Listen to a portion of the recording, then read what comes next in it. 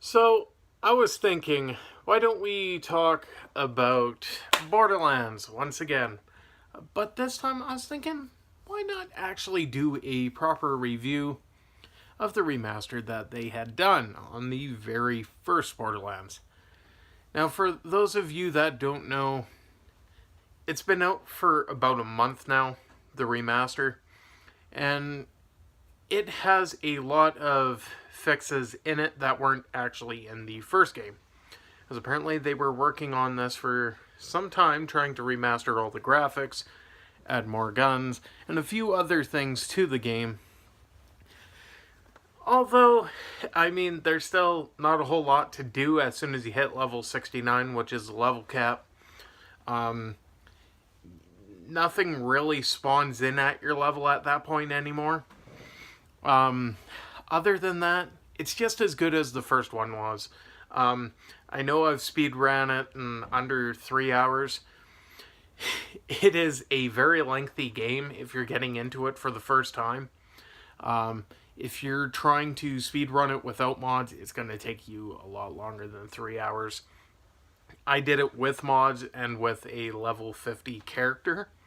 So having that in mind, speedruns can go fast if you have the right setup and the right level to do so with Lilith.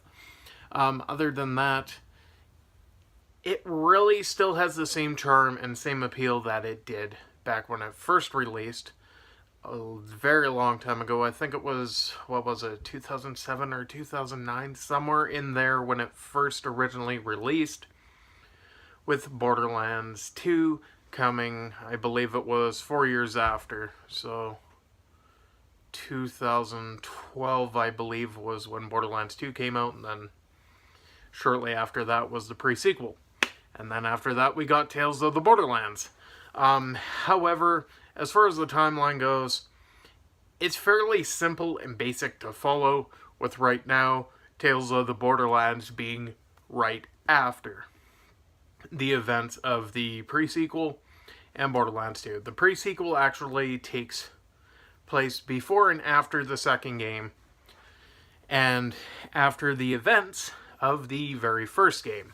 Now, a lot of people strongly dislike the pre-sequel just because of the boost jumping and stuff like that. I don't mind it, but it's a game that I easily get bored with. However, going back to the actual review here, so we're not completely sidetracked, is the loot that now drops at the very end of the game, which, spoiler alert, click ahead about 30 seconds from now when I'm done talking about it. So at 3:40, you won't have the spoiler. But anyways, it now spawns in chests, and it's rather simplistic now as compared to items actually falling through the ground. I mean, they still do happen here and there, but the very end boss hasn't exactly changed a whole lot. I mean, he's still a challenge in his own right. However, there is a lot of stuff with that boss that could be changed, and it's something that I don't see them wanting to change, and I personally don't want the change either.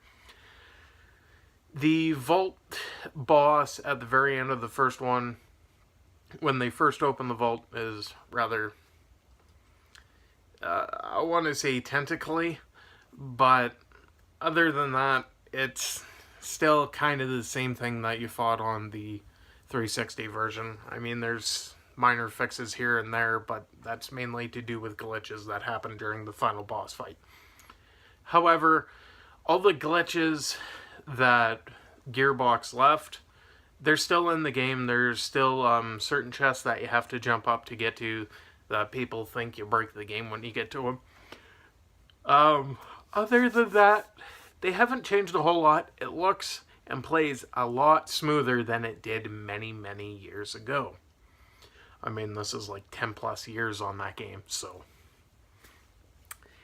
it runs a lot better now than it ever did before. The music sounds a lot greater, like a lot better on the ears now, because it's much cleaner and crisper than it was many, many years ago, which once again is to be expected. The audio hasn't changed, but they did add in customization and spots to get golden weapons.